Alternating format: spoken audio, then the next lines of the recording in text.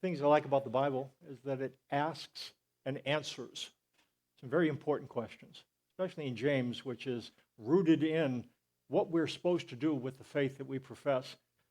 James asks and answers a couple of important questions in this section that we're looking at when we talk about the good life. First question, who is wise and understanding among you? Let's see hands. Okay. Let him show it. This is what James says in answer to that question. Let him show it by his good life, by deeds done in the humility that comes from wisdom. We're in the middle of a series working through James 3 through 4, and we're talking about the good life. That's what he talks about. Who is wise and understanding among you?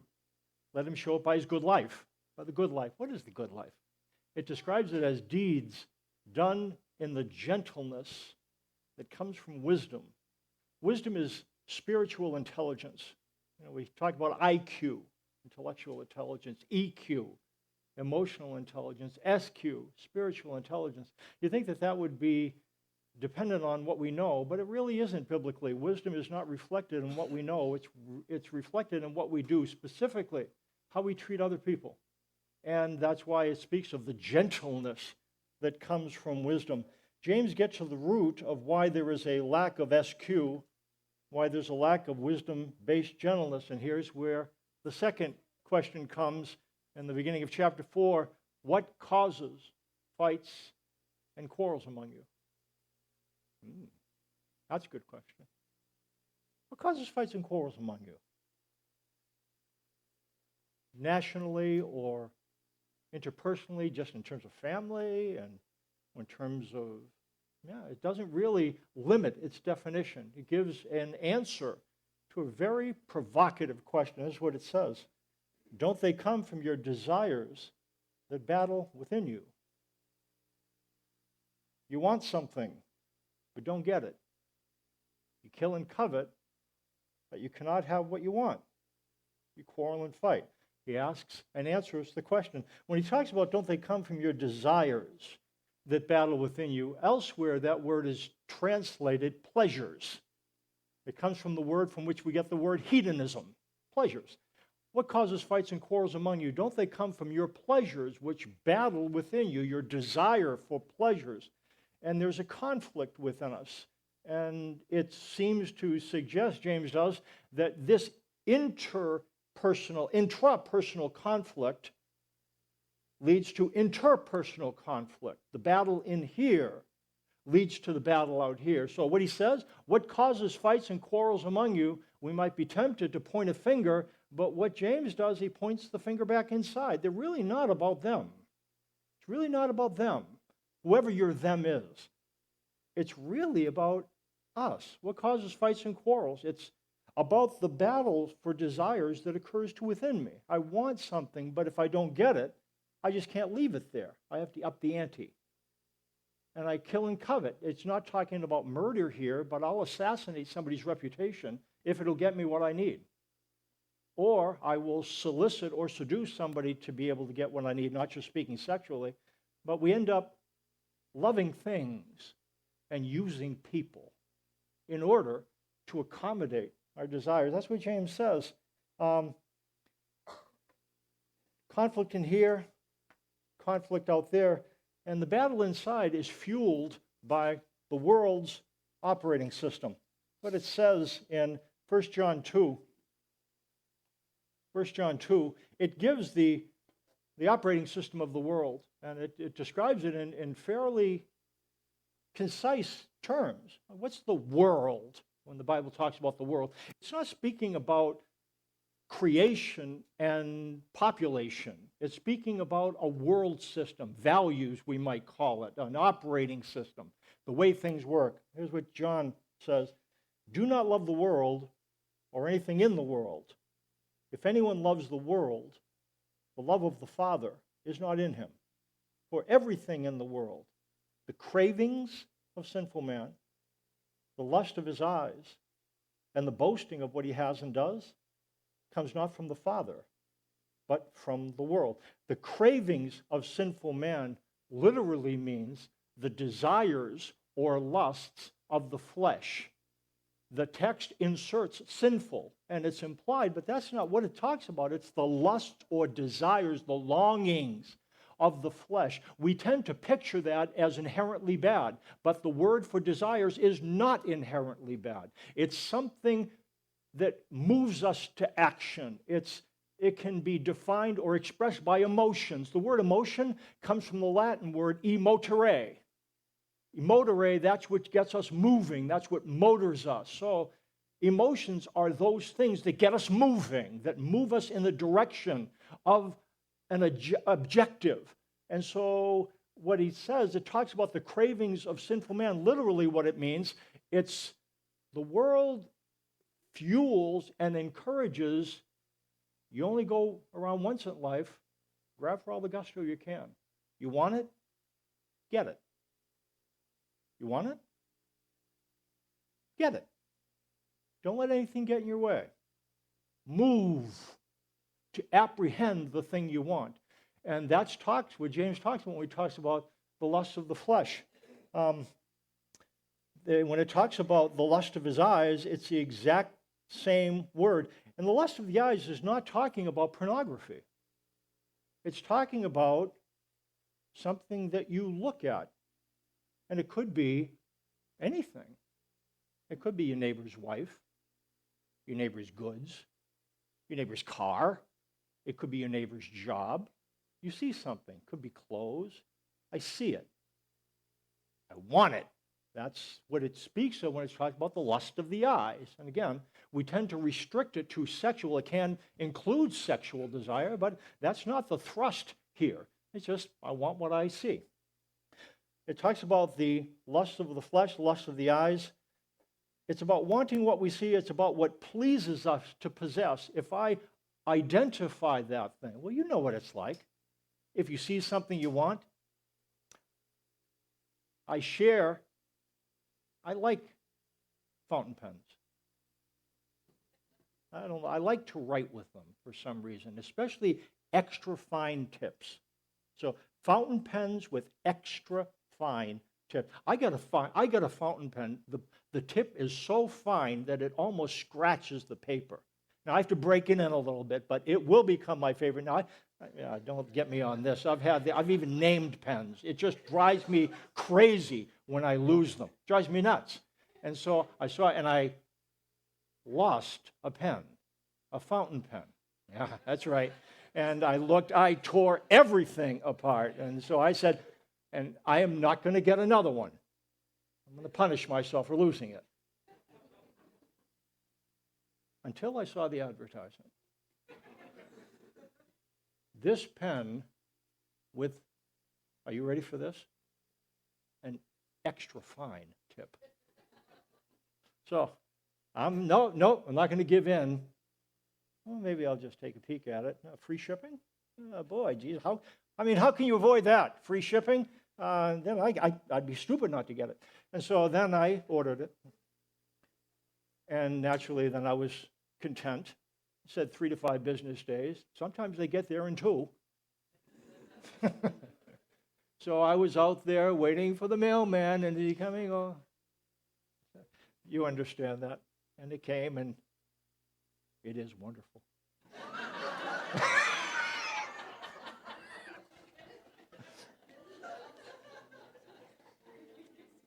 But I found another one that adds, and but isn't that it?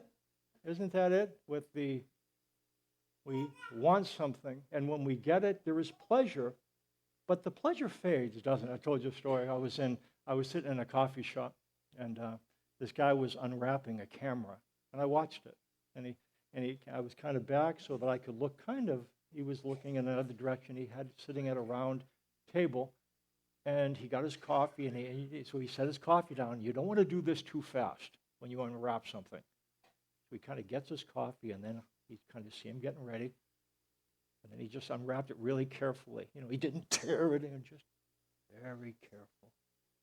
Kind of took it out and looked at it, and then took another sip of coffee and read the instruction manual and picked it up and started to take pictures. And I was watching, and then came a time where, and I'm sure he had fun with the camera, but then he put it down. and you could tell that he was kind of deflated, that the opportunity to experience the new thing was over. We can get addicted to new things, to getting things, especially in our country. I'm not blowing up our country. We have a lot of freedom. We have the ability to be able to get things. And the passion to get what we want is what the Bible points to. It's a source of problems for us, what it indicates. And because if I had it with me, I'd show you, but I don't. But maybe I could get it. No, because it's no fun to have something if we can't parade it, if we can't show other people, and if I can't see you looking at my pen and you're lusting after it. I know you are. And that's kind of the way it works. The world's values is possess what you want, but that doesn't stop there. Then you need to parade what you possess. Possess what you want and parade what you possess. That's the world system. When it says don't love the world or the things in the world, this is what it's talking about. We've become addicted to possessing what we want and parading what we possess. Get and show. Timothy, Paul, in his letter to Timothy, talks about another way to characterize the world. There can be two goals. Possess what you want, parade what you possess, or it can be three loves. The world is defined by two goals. Two goals? You remember those, couldn't you?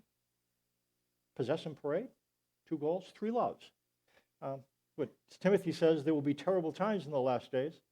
People will be lovers of themselves, lovers of money, lovers of pleasure, rather than lovers of God, having a form of godliness, but denying its power. Three loves: lovers of selves, lovers of money, lovers of pleasure. And what it means by that is that the things you love, are the things that will direct your questions. So, terrible times in the last days, people will be dominated by these questions. What should I do? I wonder what job I should get. I wonder what I should do with my life. Well, will it benefit me? Will it make me money? Will it give me pleasure? Because I love myself, I love money, and I love pleasure, so that will drive my inquiry. I wonder will it benefit me? Will it give me money? Will it give me pleasure? And we're going to have to look at this, because is there anything wrong with that? Is pleasure bad? Is money bad? Can't do without it. We're supposed to love ourselves. But what James is saying, the wholehearted pursuit of getting what I want becomes enslaving and addicting. And that is at the heart of what causes fights and quarrels among us. I want what I want, and you're getting in the way. So, therefore, I'm going to either eliminate you or somehow persuade you to help me get what I want. That is natural to us. It's inherent within us. The question is, how do we turn the intensity down on that? And that's what we're going to look at. But let's look in a little bit more. God does want to fulfill our desires. Here's what he says. Psalm 16:11, interesting verse. You have made known to me the path of life. You will fill me with joy in your presence, with eternal pleasures at your right hand. You know what the afterlife is conceived as? Eternal pleasures. You know, there's a couple of pleasures. Absolutely. I guess it's going to be a gas. Heaven's going to be wonderful. It's going to be boring. We're not going to be sitting around being spiritual. Another infinite number of years to go. They're pleasures, but they're eternal pleasures. And that's what the Bible seems to differ in. God's values are eternal, and the world's values are temporal. They don't last.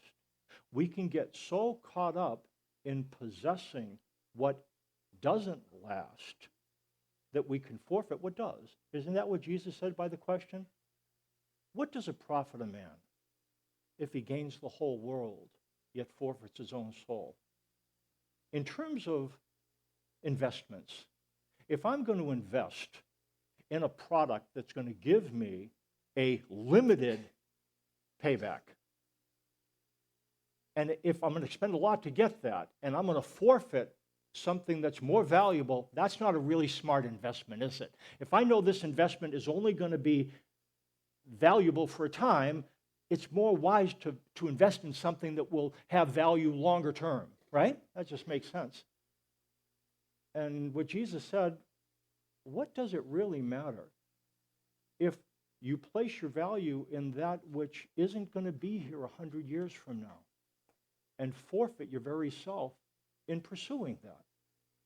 That's a decent question.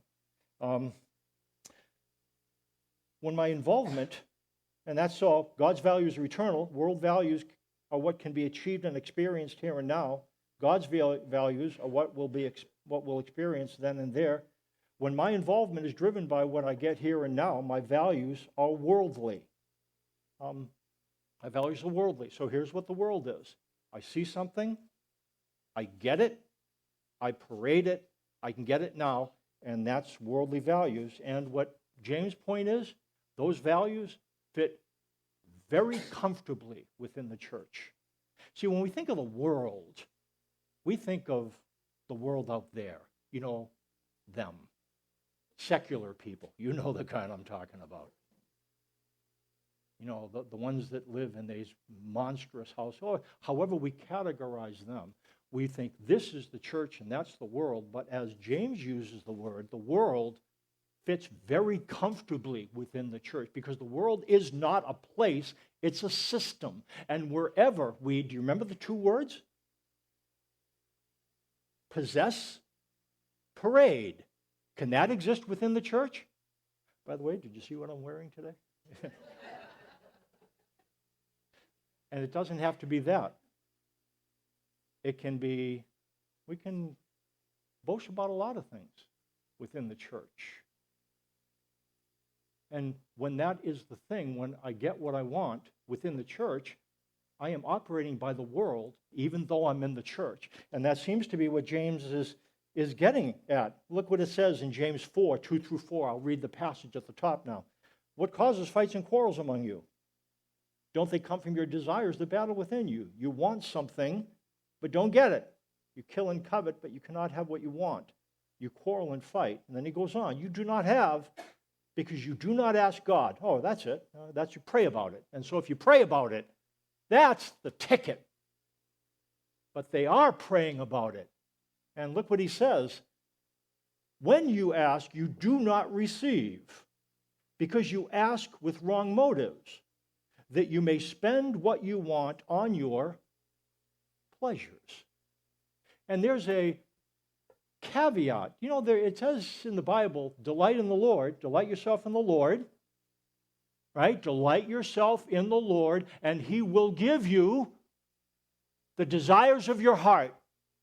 Delight yourself in the Lord, and he'll give you the desires of your heart. So if we go to church, we can expect that our desires are godly, not worldly, godly, because we're in church, after all, and the world is out there, and godly things happen in here. No, that's not what James is saying. What I want is in the here and now.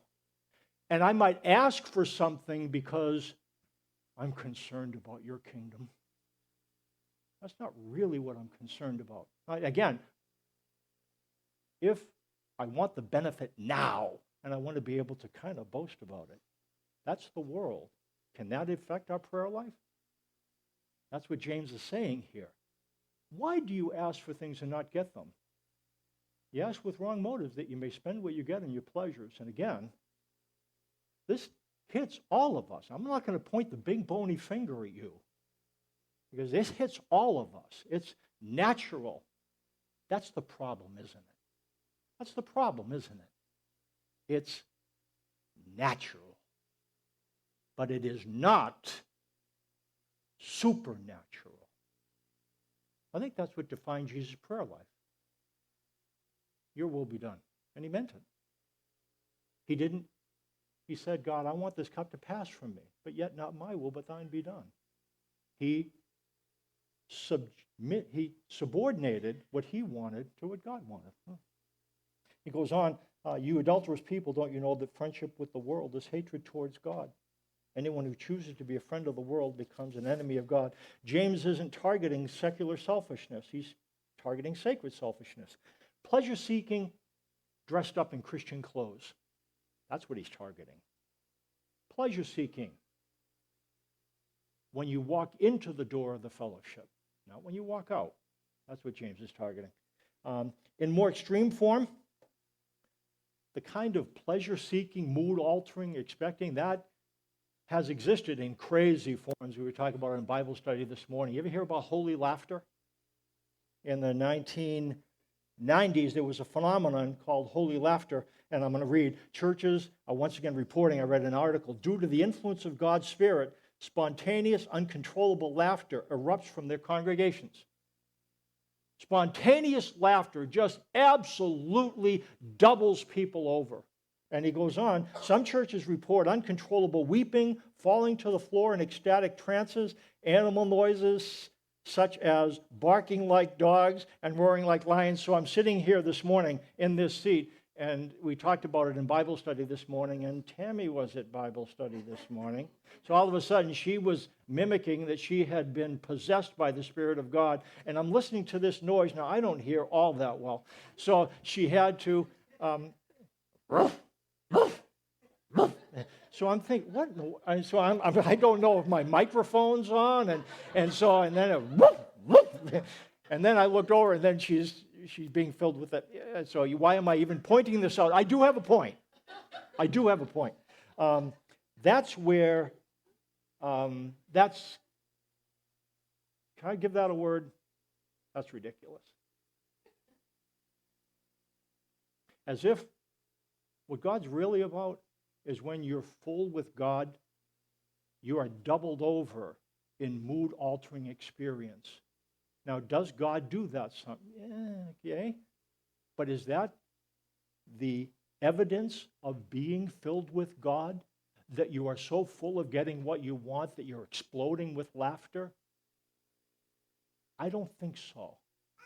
Jesus was a man of sorrows and acquainted with grief. Please, I'm not saying go around gloom, despair, and agony in me. Oh, deep, I don't know. No, but I don't know if Jesus did a lot of belly laughs. I don't know. I don't think so.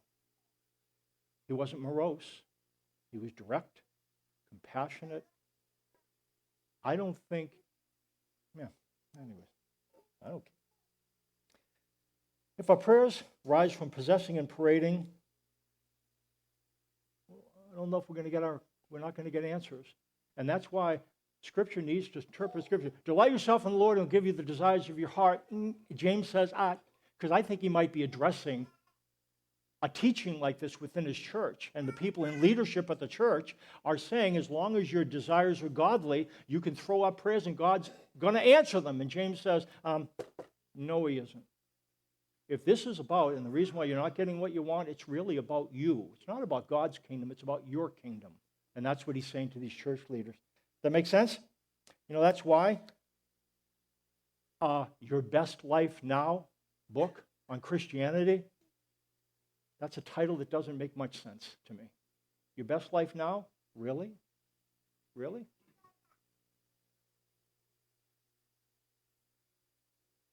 Yeah. I don't think so. God's operating system says, do nothing out of selfish ambition in Philippians 2, or vain conceit, but in humility consider other better than yourself. Selfish ambition is the word James uses. It's a campaigning agenda. And what it is, it's what James is dealing with in terms of the church. They're saying, come to my church. Don't go to Brett's church. Let me tell you about Brett. So say if Brett and I were church leaders, here's what's happening in the people to whom James is writing.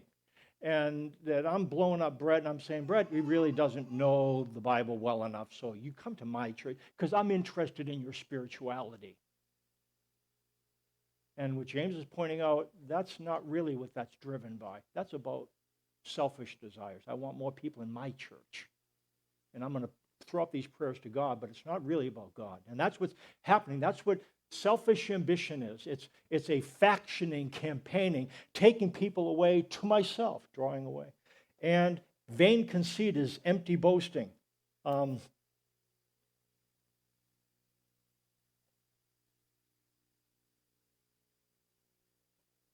That's God's value, I think. Service, not serve us. The world's value is serve us. Give me what I want. And if I get what I want, I'll stay. I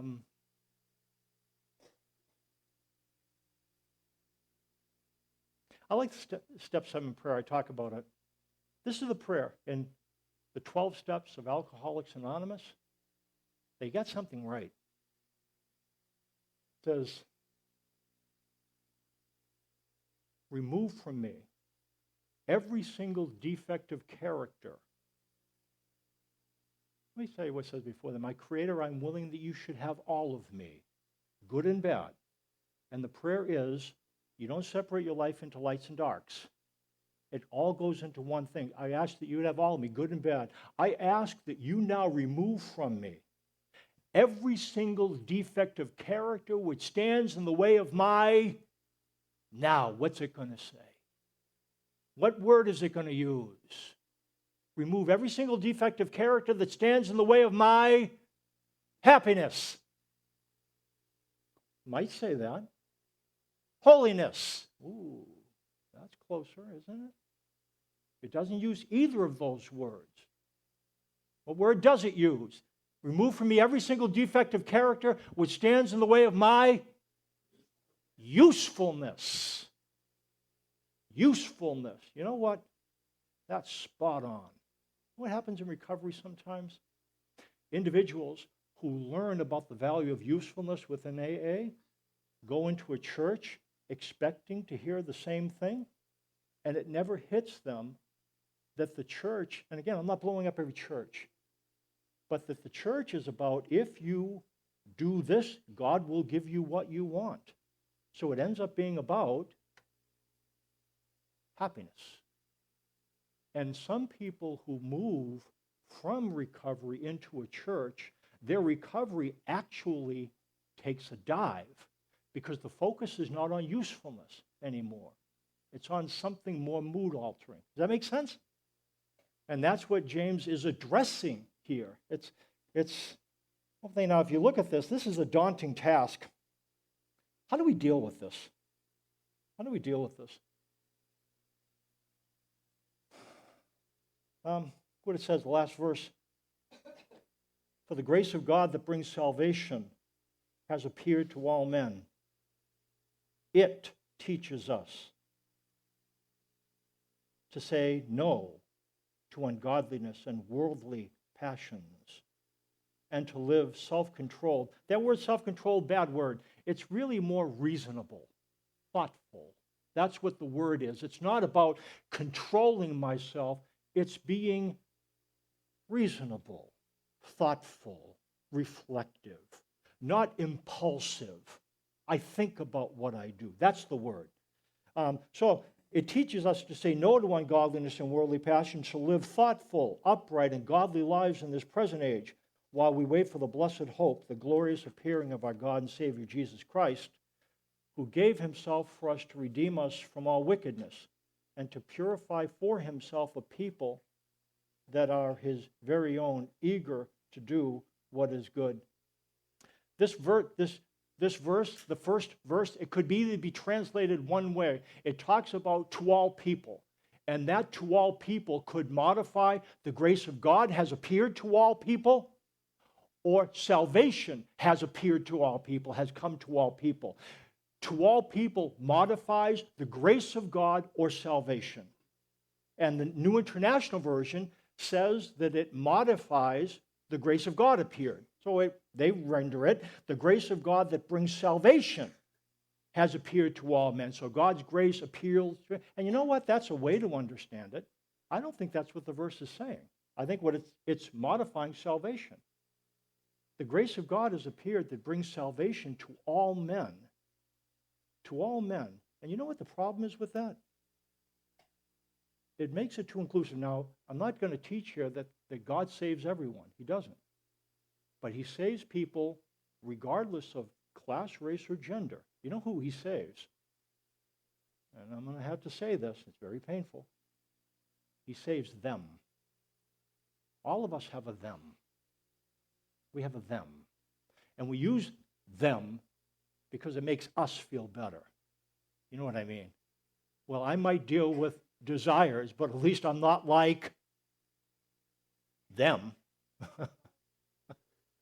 Boy, I hope they know what they're going to get when God deals with them. We are godly people, and God gives us what we want because we honor him. Okay. We have a problem with the fact that God offers salvation broadly. Isn't that the problem with the parables? So many parables, people getting what they don't deserve. I mean, how many of us understand the older brother of the prodigal son? How many of us get him? You know, he's slaving away out into the fields, and then little pipsqueak, he takes dad's inheritance and just flushes it down the toilet. No, he doesn't flush it down the toilet. He does all kinds of, you know what I mean. And then he comes back, and then he throws a party for him. How many of us would still be standing outside? I would. We don't like it when they get what they don't deserve. But God saves them. I'll tell you a story before. It's a guy that's standing. San Francisco, he's walking around the Golden Gate Bridge. He saw a second man about to jump over the bridge. He stopped and said, "Surely it can't be that bad." And he looked him in the eyes and said, "You know something? God loves you." The man about to jump got a tear in his eye. He said, "Are you a Christian or a Jew or a Hindu?" The man said, "I'm a Christian." "Me too." "Protestant or Catholic?" "Protestant." "I am too." "What franchise?" "I'm Baptist." "So am I." Northern Baptist or Southern Baptist?" "Northern Baptist." "It's a miracle." "I am too." "Are you Northern Conservative Baptist or Northern Liberal Baptist?" "Northern Conservative Baptist." "Yeah, me too." "Are you Northern Conservative Fundamentalist Baptist or Northern Conservative Reformed Baptist?" "I'm Northern Conservative Fundamentalist Baptist." "Me too." "Are you Northern Conservative Fundamentalist Baptist Great Lakes region or Northern Conservative Fundamentalist Baptist Eastern region?" "I'm Northern Conservative Fundamentalist Baptist Great Lakes region." "So am I." "Are you Northern Conservative Fundamentalist Baptist Great Lakes Region Council of 1887 or Northern Conservative Fundamentalist Baptist Great Lakes Region Council of 1912? "I'm Northern Conservative Fundamentalist Baptist Great Lakes Region Council of 1912. And the guy said, "Die, heretic," and threw him over the bridge.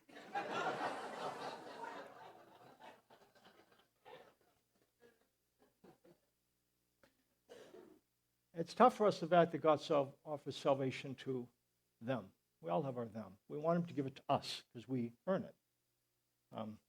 Grace teaches us to say no to ungodliness and worldly passions. And grace teaches us to be eager to do what is good. Did you hear that? Do you hear what I just said? You hear what I just said? How are we going to learn to say no to worldly passions? Do we need to? Do we need to develop the ability to say no? Is it a problem to be addicted to pleasure? We can't do without it. We'll talk about that in upcoming. How can we learn to say no? What can teach us to say no? And not only teach us to say no to worldly passions, but to say yes to what is good. In the text, you know what teaches us to do that? What does it say in the beginning? What does it say? The grace of God. The grace of God teaches you to say no to ungodliness and worldly passions and to say yes to doing what is good. So, if you're going to be a person who's going to be able to live with tension, there's only one teacher that's going to be able to pull that off. It's the grace of God. I think that's the point here. If your spirituality is legislated by what you deserve,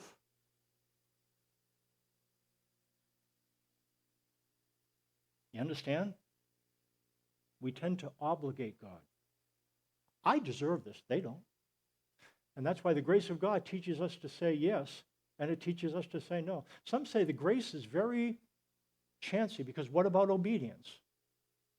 What about obedience?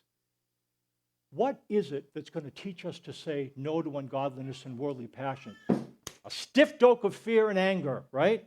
A punishing God. Really? Really? That's not what this passage says. The grace of God has appeared, which brings salvation to all men. It teaches us to say no. So, if we want to learn to say no, grace is going to be the tool. Grace disciplines us. It teaches us not only to say no, but to say yes. Because here's what God's thing is, and I'll close with this. In fact, come on. Do you know what type of yes God's looking for from us? It's not, okay. It talks about eager to do what is good. And that's what God brings about.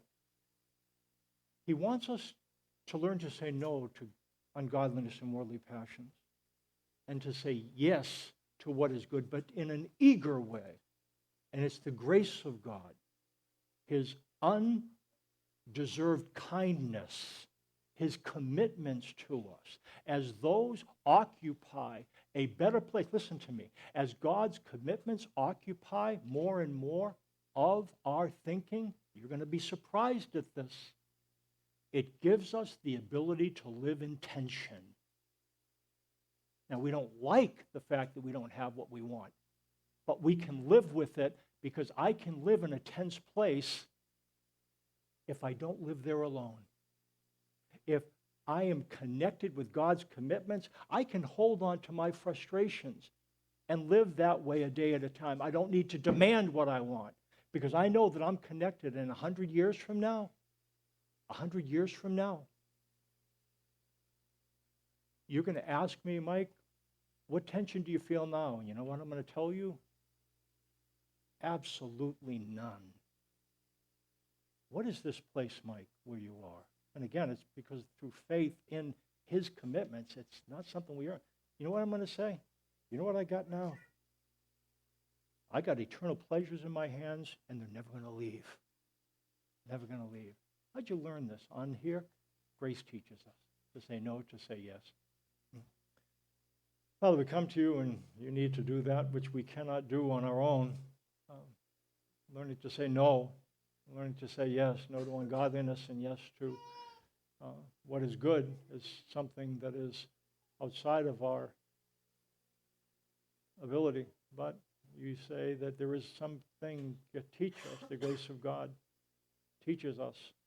So I guess I'm asking that you would enable us to see what your glory is, to see your promises to us, your commitments to us, so that as we remain in them, we find within us a growing yes and a growing no, so that we could be like Jesus. Thanks for that hope in his name. Amen.